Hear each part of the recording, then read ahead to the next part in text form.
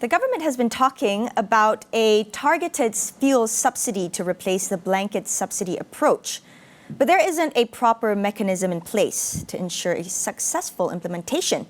Economist Professor Geoffrey Williams suggested a tier pricing system instead. Here's why. It's really about how much petrol you buy. And the people in the T20 get more of the subsidy because they buy more petrol. So if you're buying a big chunk of petrol, you're pretty sure to be in the T20, right? And if you're buying a small amount, 5 ringgit for your moped, you're pretty sure to be in the B40. So if you had tiered pricing where, let's say, below 10 liters, you pay the subsidized price, above 10 liters to 20, let's say 20, 30 liters, you pay an intermediate price, and then above, let's say 40 or 50 liters, you pay the full price.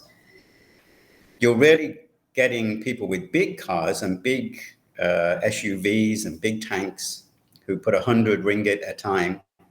These guys would actually, these are the rich guys, right? So these guys would actually pay the full price.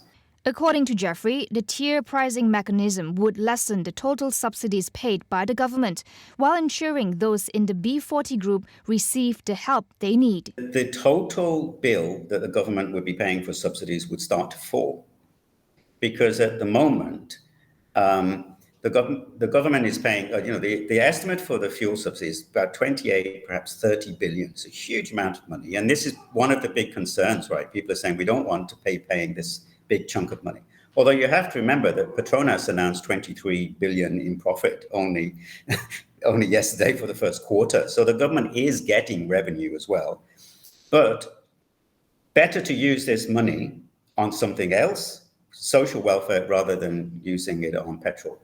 Although having said that, if the government doesn't use the money for subsidies, then you and I have to pay it. Anyone using petrol has to pay it. So it is really just a transfer issue.